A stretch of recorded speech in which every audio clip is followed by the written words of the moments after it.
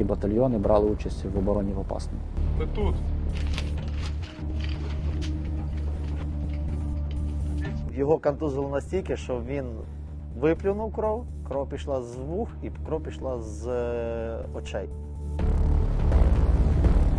Наскільки я пам'ятаю, по розвідданим, вони самі визнавали, що такої жорсткої війни, таких жорстких боїв і таких великих втрат вони не несли ніколи.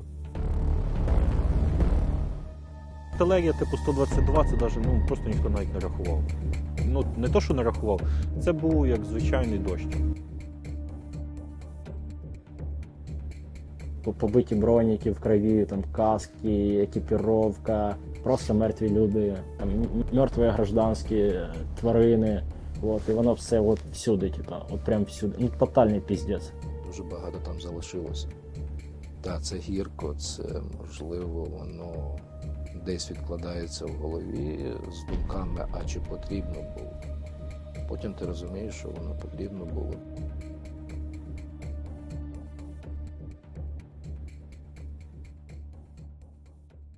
Вся 24-та бригада, майже всі батальйони брали участь в обороні Попасної. Пали всі. Працювали оркестр, кухарі, склади. Всі були на лінії фронту, щоб втримати. Це була незупинна навала на кшталт татаро-монголської орди, яка нападала на села. Це просто зі всіх напрямків давили, продавлювали з перевагою в танках, в артилерії. В нас фактично піхота на цей період героїчно втримувала кожен метр. З чим ми стикнулися після початку повномасштабного, воно кардинально відрізнялося, як сама структура роботи, зокрема медичних підрозділів, так і структура поранень. От перший факт, можливо, контакту можна назвати так, це відбулося 2 березня. 2 березня це перший приліт снарядів РСЗО «Град» по нашій базі, саме медичної роти. Якраз 1 березня ввечері до нас приїхали перші мобілізовані, які були призвані саме в медичну роту. І на ранок ми вже попали під обстріл. Була зруйнована частина будівлі, була пошкоджена техніка. На щастя, тоді вдалося уникнути втрат серед особового складу. Так повезло. І от тоді можна рахувати, саме з цього дня і почалися тоді перші поступлення на Попаснянську лікарню. Там був розгорнутий пункт від шпиталю військового, там була пересувна хірургічна бригада від них, і туди почали поступати перші поранені. Ми займалися їхньою доставкою туди, з підрозділів. І вже звідти доставляли їх на госпіталь разом з їхніми машинами, наші машини, в залежності від того, наскільки був потужний поток поранених. Противнику треба було прорвати цю лінію оборони, яка була побудована і яка постійно укріплялася 8 років. За весь період оборони Попасної, скільки часу вона тривала, штурмові дії продовжувалися кожного дня, щоденно. Вони тривали безперервно і вони тривали то малими групами, то на техніці, то без застосування техніки. То техніка йшла попереду, то техніка йшла позаду. Це або йшли люди, які були озброєні просто автоматами і підсумками під магазини в кількості 20-30 осіб. То це просто приїжджали танки і просто вистрелювали свої боєприпаси в висотні будинки, в перші поверха для того, щоб вони падали, ці висотні будинки. Це або просто обстріли артилерії.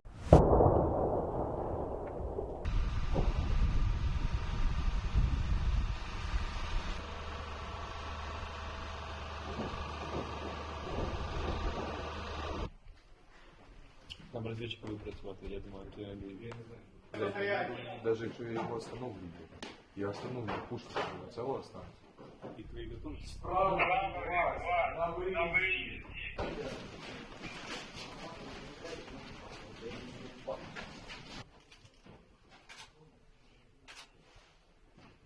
Будем живы, не помрем.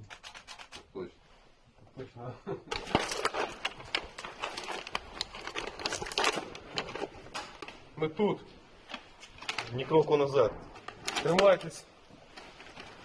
Все буде Україна.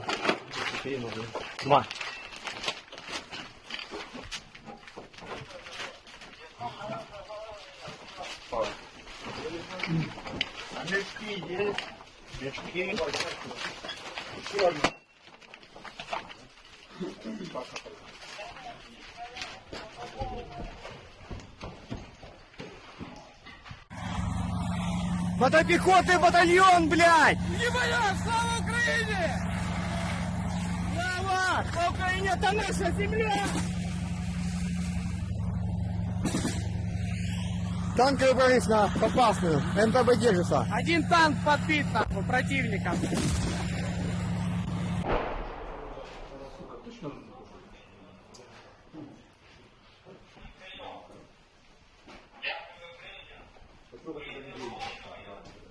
Слава Україні!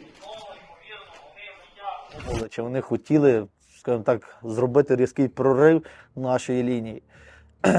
Робили вони її по асфальтованій дорозі, яка вела з Попасної в Первомайськ окупований. Тоді погодні умови такі були. Ще сніг, але він вже таяв, і в цей день був туман. І туман був досить сильний, там в районі 100 метрів, 150, ти далі не бачиш. І вони на танках під'їхали в опор до сусідньої з нами позиції і почали її просто, скажімо так, розбирати.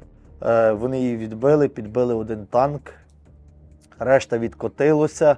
Наш командир взводу тоді підняв квадрокоптер, пролетів вперед, побачив піхоту, ми доповіли, піхоту накрили з мінометів, там трошки артилерії, піхота ранені вбиті і вона відступила. Танки далі не могли без неї нічого зробити, вони так само від'їхали. Це був один день, на другий день вони так само, тоді туману такого не було, і вони просто, скажімо так, на тупому, просто поїхали вперед танками. У нас тоді втрат іменно 200-ми не було, але втрати пораненими були досить великі. Пішов тоді останній штурм на той вечір. Знов поїхали танки, але вже з піхотою. Піхоту ми ще відрізали, а танки в упор почали нас просто, скажімо так, розносити. І розносили вони нас знатно. Ми почали трошки відходити. Відійшли ми на тилові наші окопи, і там було 2 капоніра. Я в один капонір забіг з 6 людьми. Я передаю, що в мене тут трохи, скажімо так, жопа повна, бо там так і було. Там 2 танка розбирає в упор, артилерія давить просто все, що може давити. Я вже думаю, що походу це останній день мій. І я бачу вистріл на дорозі. Добре, що такий спуск був, ми були всі там. Но один сидів, скажімо так, з мінометки. Я не знаю, який підрозділ там був. Получається, його контузило настільки, що він виплюнув кров пішла з вух і кров пішла з очей. Звідки, просто, він впав мені на руки. Я його стягую, кажу, як ти, що ти? Він мені відповідає, я розумію, що він ще може говорити. Він ще раз харкнув пару раз кров. Я передаю, що в мене 300, вистріл, бачу, вже повертаю голову, бачу, один вже собі затягує. Щось він затягує, я так і не зрозумів, що не то шнурком хотів перев'язати, є турнікет. Йому зразу надають, в нього поранення ноги. Я кажу, в мене ще один 300, в мене вже лишається 5, кажу, зі мною, кажу, це не варіант. Ще раз вистріл, і оцей снайпер, який залишився зі мною, йому майже відірвало руку. Він от так, як стіна біля мене, він біля мене стояв, вистріл, нас 2 аж відкинуло, він так на мене, я кажу, як ти? Він каже, я не знаю, руки не відчуваю. Я кажу, турнікет йому зразу першу медичну допомогу, там ще один командир взводу, який був зі мною, він був так само, тому в руку, а його просто аж відкинуло в інший край капоніра, виходить. Зразу я виходжу, кажу, я вже не можу вернутися, бо ми мали вертатись назад в траншеї свої. Кажу, я не можу, в мене людей не вистачає. В мене зі мною, кажу, зараз 4, кажу, це одна група. І я бачу, через дорогу 3 ще сидять, теж з наших. Я кажу, в мене людей не хватить, кажу, щоб відбити цю атаку. Кажу, мені треба зараз, кажу, арт-допомогу, щоб ми могли зараз відтягнути своїх 300-х. Командир роти тоді дає добро, наша артилерія щось почала стріляти. Ці троє перебігли до нас, бо танки 2 від'їхало, один почав під'їжджати. Ми ще з командиром взвода взяли по гранатомету, вистріли 2 вистріли зробили в його сторону, і ми відійшли. Там ніхто не збирався там відходити в Попасну, в місто і так далі.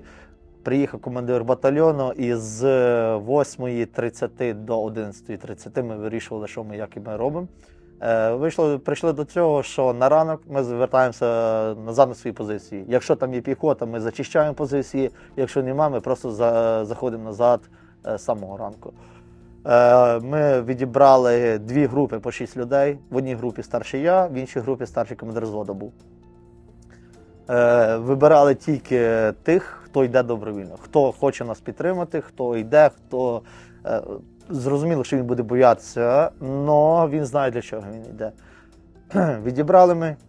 Зранку, в 5 ранку, ми верталися на позицію. Ми зайшли, піхоти їхньої не було, бо тоді, я так зрозумів, їхній танк під'їхав, щоб так само прикрити відхід їхньої піхоти, яку ми, виходить, перед цим відбили наступ їхній. Їхня піхота відходила, і наша піхота відійшла тоді. На ранок ми зайшли, закріпилися назад на свої позиції, і тоді теж артобстріл був, під'їжджали танки, але піхота підходила, ми вже знали, як працювати, і ми просто їх відрізали. Той день ми відстояли спокійно, наскільки це було можливо. Типу, ніхто нікуди не зайшов, ми відбивали максимально цю позицію. На наступний день так само.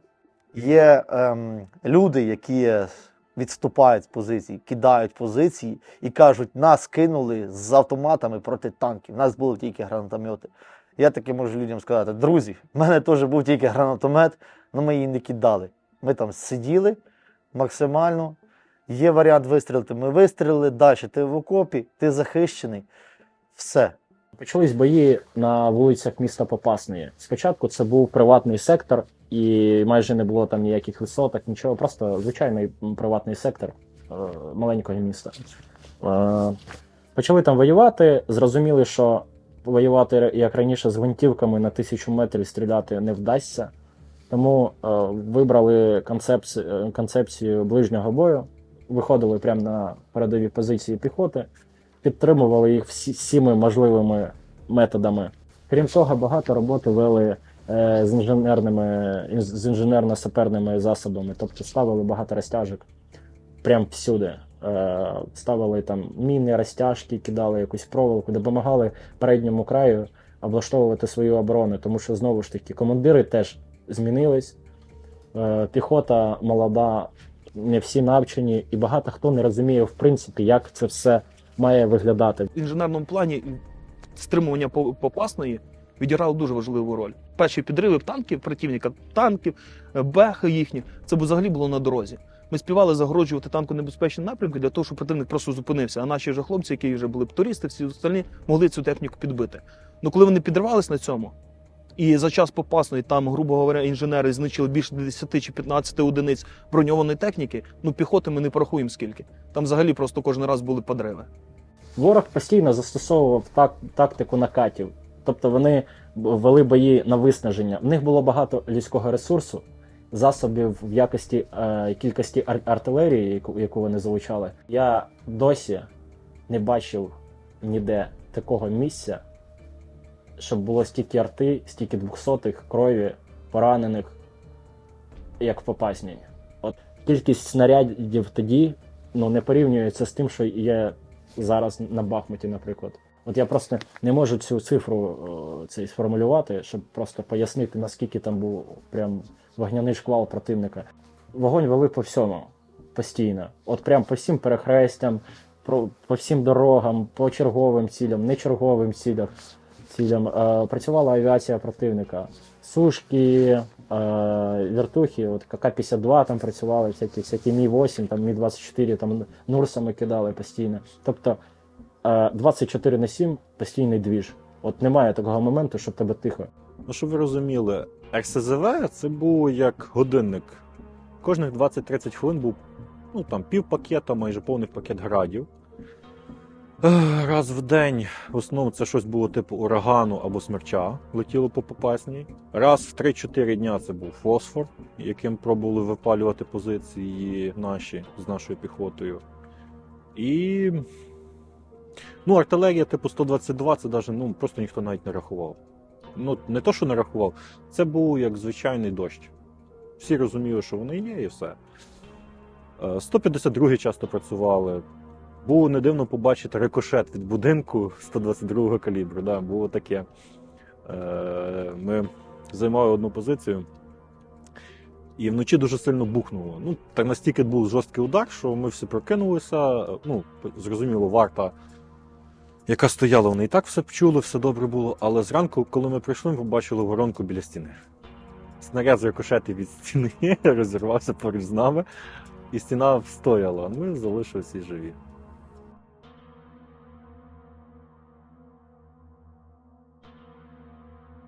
Одна бригада на велику лінію фронту на даний момент робила все, що могла.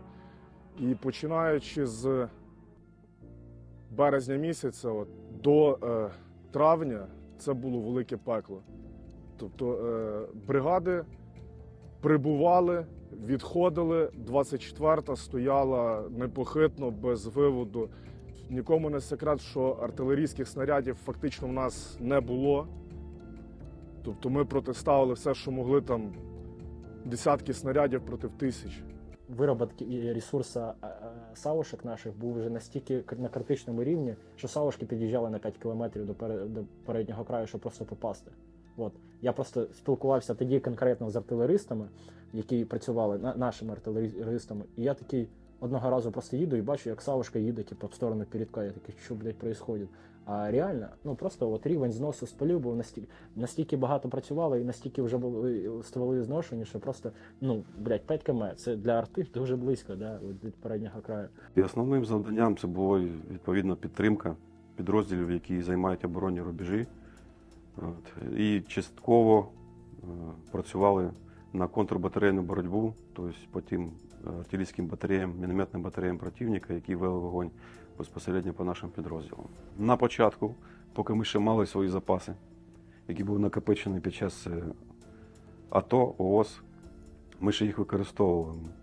Потім з продовженням противником натиску, відповідно, більше треба було працювати, і снаряди використовувалися. І наступав такий голод, так скажемо, по боєприпасам. Це десь було в квітні приблизно. Потім забезпечення було відновлено. Досить нормально, поставки йшли. Коли вони пішли в наступ, вони знали там кожну вулицю у Попасної, вони знали там фактично, принаймні ті, хто були місцевими, кожен будинок. Вони поводили себе дуже впевнено, вони збиралися фактично достатньо швидко просунутися і захопити місто. Це було видно, і ми розуміли це і знали по розвідданим, і це відчувалося в їх діях. Міні-поля вони знімали градами, просто в тупу ложили касетами, тобі ж там годинами тої артпідготовки йшло. Це було так за забором противник, який там перекидувався з нами гранатами. Я не знаю. Це було, важче, я давно, в АТО був, ОС був, але такого я не бачив ніколи, коли там накриває авіація, артилерія, там їхні там ТОСи, там ті ж сонцепьоки, це все. Це був піздець. Просто, не можна підібрати слово. Це було дуже важко, і просто якщо зайти на позицію, це вже за це можна було орден отримати. Якщо там пробути і вийти живим, то однозначно кавалер. Ми всі розуміли, що оборону потрібно, утримувати населений пункт потрібно, тому що ми можемо сьогодні здати вулицю, завтра захоплять квартал, післязавтра захоплять населений пункт. Буде просто наступний населений пункт. Назва буде інша, суть буде та сама. Обичні сірі будні. Андрюха, запригуй в тачку. Санчо, там? Що? Туди? Ні, сюди. Знімаю, я кажу, обичні сірі будні. Та да, блядь.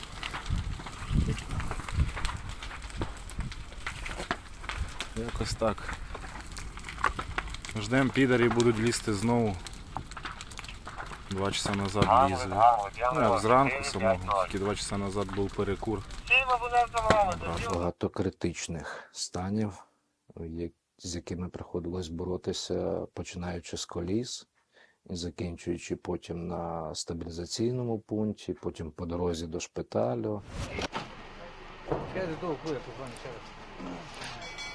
Тяжко. Син пропав, блядь, ще 27 числа. Завезли Миколаїв в морг і так ще не можна знайти. Бачили, очевидці бачили, що він загинув. Доправили ще в морг, і так пропав. Не можна його знайти. І ще 2 сина виживі теж. Ми їм теж дали. Тільки ти 3? Я за ПГ трохи. А то що всі там, що ще там? Дімон. Що? Діма його? Ладно, так? Верда? А він виходить на те? Він до товариша виходить. Не попав, розкусив, добре. Ще. Прошу. Сюди, швиденько берете, пацани. Дай сюди. Нема нічого. Давайте. Все добре, веземо туди. Так, закривайте, хлопці, не бався. Там ми гранату давай. Патрони нічого. На рацію тримай швиденько. Все, закрили, поїхали, час. Були, звичайно, і важкі випадки, коли син втрачає батька. Вони служили в одному підрозділі. Батько загинув, тут же ж привезли, і тут же поранений син. І воно, да, психологічно було важко, але все-таки медики продовжували роботу свою, надавали всю можливу допомогу. Якщо брати, наприклад, піхоту також, якщо вони мали можливість наступати щоденно, гнати людей, де були і мобілізовані, і ЛНР, ДНР, і ЧВК, чи ПВК «Вагнер», і там, особи кавказької національності, потім по тілах можна було їх знайти, і військовослужбовці там, інших якихось військових формувань, типу там якийсь там спецназ і тому подібне, які там проводили штурмові дії десь на окремих напрямках, і ПВК «Вагнер», які приїхали з Сирії, тому що біля їхніх тіл знаходили документи, гроші сирійські і шеврони сирійські знаходили. А Саня там живий? З Луцька, малий. А Уравин? Так. Да, Саня, це ж вони йому допомагають. Треба так, щоб з управління 17-ї години втихає вже. Там реально хороший підвал. Ніхто, по-моєму, навіть не вскривав це, ніхто свічу не дуже. Воги є. Була відома ситуація, коли на колишніх позиціях 8-ї роти, де 20 ЧВКшників зайшли в окоп, тобто вони повзли з сусідньої позиції по полю, доповзли до окопа, запригнули в окоп і далі намагалися просунутися окопом. 20 чоловік – це багато достатньо, це велика штурмова група. Було 4 бійці, один з яких сержант Хай, які фактично не відійшли, почали закидувати ворога гранатами. Таким чином, ті вимушені були зупинитися ще на початковому етапі, фактично в першій частині окопу, в який вони тільки запригнули. Викликали вогонь по нашим бійцям, але так сталося, що їхні міномети промахнулися, і міни лягли безпосередньо на цю штурмову групу. Вони почали нести втрати, намагалися відходити, але більша частина їх була знищена вогнем оцих 4 бійців, а також з фланга бійцями з сусідньої позиції. Наскільки я пам'ятаю, по розвідданим, вони самі визнавали, що такої жорсткої війни, таких жорстких боїв і таких великих втрат вони не несли ніколи. Танкісти наші працювали нормально, попасні, доволі героїчно.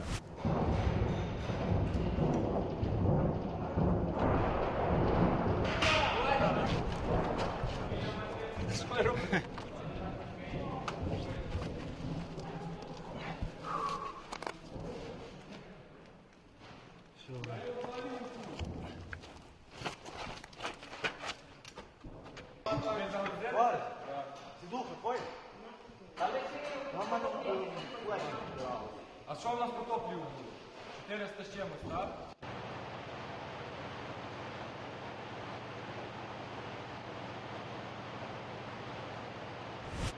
Був як обичний ранковий день. У нас він починався з кави, а орків ні, тому що ми виїхали на закриту і почали їм насипати. До обіду, до 12 часов нас зняли, сказали, поступила команда, прорвалося 8 танків, треба виїхати, допомогти піхоті. То була, так можна сказати, так звана операція «Засідка». Ми 2 танками виїхали і стали посадки. Замкомандира батальйону каже, хлопці, будьте уважні, зараз йде артобстріл, піде авіація, артобстріл, а каже, а потім уже підуть танки. Я ще як цей день пам'ятаю, я то точно не забуду. Так воно і вийшло. Побачив свій приціл, що виїжджають танки. Одразу доповів командиру і почав відкривати вогонь. І знищив тоді 3 танки, здається. Дистанція була до 500 метрів. Навідник з командиром наблюдали, і я наблюдаю. І я так дивлюся, так іде посадка, бачу, так падають кущі. Кричу до навідника, кажу, Іван, танк, стріляй по ньому, вали його, вали. Вистрілив, він зацепив башню йому, і снаряд пішов рикошетом в іншу посадку. Тут бачу, виїжджає другий танк. Кричу, Іван, танк, давай по-другому стріляй, давай вали його. Мій навідник коригує пушку. Перший снаряд, є попадання, танка знищили. Ми прийняли той танковий бій, ми не уїхали. У нас було, по моєму танку було 2 попадання осколочними снарядами. Мені розбило трімплекса. Було погано, можна сказати, що так, контузію зловили. А так ми 2 танками, ми показали, що ми є желізний кулак, що ми є танкісти. Ворог зайшов безпосередньо вже в Попасну. Бійці дуже швидко виснажувалися від просто тотальної роботи артилерії і безперервних штурмів, від танкових атак. Прекрасний пригород конченої Попасної, блядь. Там он дід жив рівно до сьогодні, бо згорів. Я тут спав.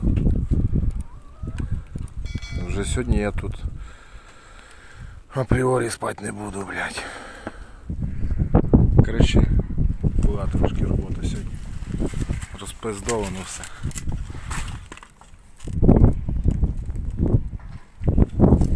А ми держимося. Така двіжуха. Це все хуярилось по нам. От наші пости. Відбували по нам, але не заховані. Заходили на одну вулицю, вступали в контакт з противником, швиденько відступали. Хоч там не було вже наших підрозділів на тих вулицях, переходили на сусідню паралельно. Так само контакт з противником, накошмарювали їх зі ствольників, з гранатометів, стрілецької зброї. І після того сусідня вулиця. І отак от перебіжками вправо-ліво, право-ліво, право-ліво. Там група з 8-10 чоловік створювала видимість цілої роти. Йдеш до позиції чи біжиш, і броніки, побиті броніки в крові, там каски, екіпіровка, просто мертві люди, там мертві гражданські тварини. І воно все всюди, прям всюди. Тотальний піздець. Знаєте, є така книга Ремарка «На Західному фронті без змін». Він дуже яскраво там описує події, які відбувались, всі ці прям до мелочей такі деталі, там це грязь, кровь, дерьмо, це все вместе. Чисто Попасно.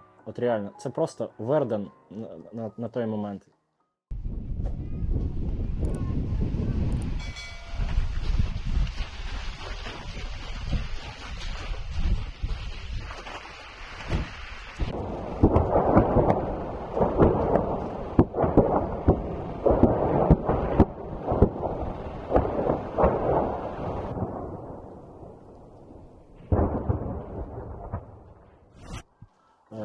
Тоді всі говорили про Маріуполь, при тому, що я там якось не стараюсь призменшити там подвиг людей, які були в Маріуполі. Я дуже великою повагою до них відношусь, але було дуже багато боїв всюди, відчайдушних до кінця і дуже жорстоких. В таких містах, як там Сєвєродонецьк, Лісік, Волноваха, наприклад. Волноваху взагалі повністю розвалили, у мене там був товариш.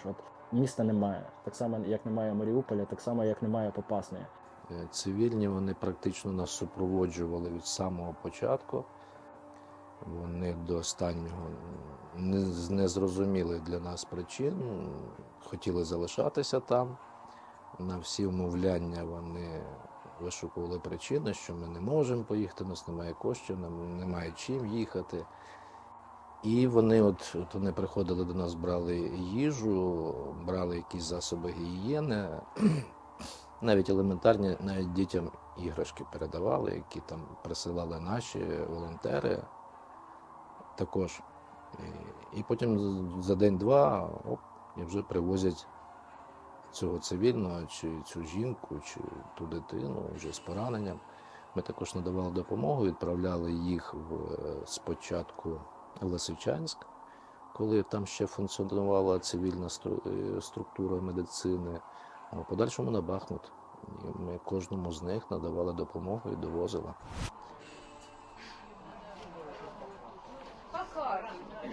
Так, а что оно, девочки?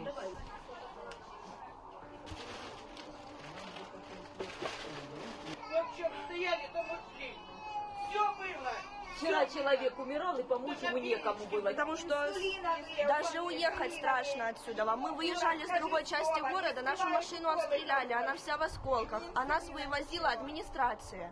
А сейчас никого не видно уже.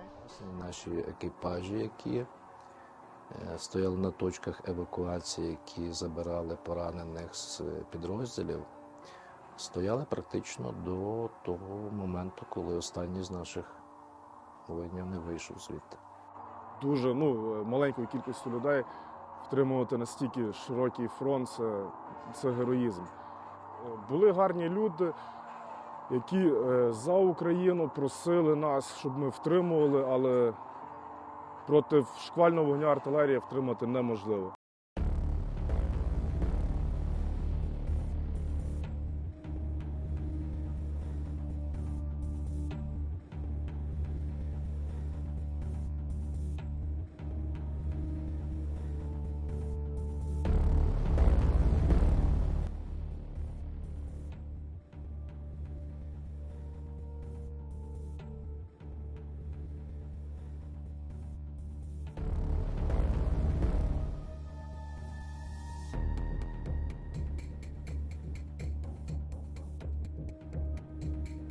Було підготовлені вже дороги, які вже були заміновані, шляхи висування противника, якими він міг висунутися. І було вже виставлені насамперед всі мінно-вибухові загорожі на всіх небезпечних напрямках. І завдяки цьому підрозділ, який відійшов назад, він просто отримав перед собою вибухові загороження, які противнику потім, самі знаєте, місяцями пробивав. І то пробивав з дуже великими втратами і техніки, і особового складу. Місто як саме перестало вже існувати з кінця квітня. Тобто вони розносили все. Ті позиції, які ще можливо було тримати, в яких можна було окопатись, сховатись, залишилось відсотки 3, може більше живих будівель. В плані живих це без вікон, без дверей, але частково з кришами. Переповнені просто будівельним сміттям, спаленими будинками, людьми, які залишились. 26 квітня, отак от виглядає типово Попасна зараз. О, бачите, як офігенно. Оце типово Попасна зараз. Як типово? Це не типово, бо це ще стоїть, хоч щось. Колишнє гарне місто. О, дивіться. В якій було 4 школи. 7 шкіл. Отак от тут їздити. Це все, що валяється, це осколки від дерева, бетону, снарядів, згорівші швидкі, автобуси. Це весь центр. Це там міська рада, ОТГ, здається, було. Отак от. Це ще просто вони не до кінця дійшли, тут ще тільки починається. Це от дальні будиночки. Бачите, як оце типово. Ще є люди, будиночки або згорівші, або все вилетіло просто в нуль. Оце от будиночок, колишній будиночок, ще один колишній будиночок. Отак от. Це от Попасна. Реальні кадри. Магазин Україна і Попаснянський ринок. Оце отаке от. Бачите? Все, що залишилось. Підстанція, снарядики валяються. А там танкові і не тільки. 122-ки. Тут ще місцями є приходи 152-ок, в які може беха сховатися. О, такі от будиночки, бачите? І це як тут гарно все. Зомбіленд віддихає. Ну, щоб ви розуміли, це не було розвалено ще зараз совка. От, бачите, як тут все класно. Всі були заборчики рівні. Все було гарно. Накрито металочерепицею навіть. Бачите? Щось лишилось, а майже нічого. Це от банальні будиночки. Житлові. Ні, не тільки. Отак от все розвалено. У нас вагонне депо. Да, зараз буде вагонне депо попереду. О, бачите, ви думали, там щось лишилось ціле? Неправильно ви думали. Все згорівше. Оце от типово машини попадають в воронки від снарядів. Як ви вже розумієте, звідти вони не виїжджають, тому що якщо попав вночі, машину до ранку по-любому щось розбило. Або осколки, або прямий.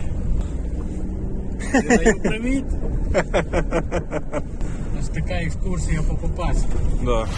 Прийшли звірі і зруйнували тупо все. Все, що можна було. Ми відстаювали, робили все. Ми не могли стримати із-за того, що вони просто давили м'ясом. Коли противник зайняв Попасну, він спробував наростити угрупування військ і продовжив наростити зусилля на цьому напрямку і прорватися в сторону Часового Яру. У них спроби ці вдалися, вони прорвалися в населені пункти Володимирівка за Попасною, але от це там вже були десантники, там переважно це були машини БМД піхоти, там ми бачили і ці термінатори їхні, і танки. Складові захисту держави, вони дуже різнопланові. І не можна так сказати, що от ми будемо стояти на одній лінії, це все, це перемога, там, чи наступ тільки туди, і треба тільки відбити то. Звичайно, що ні.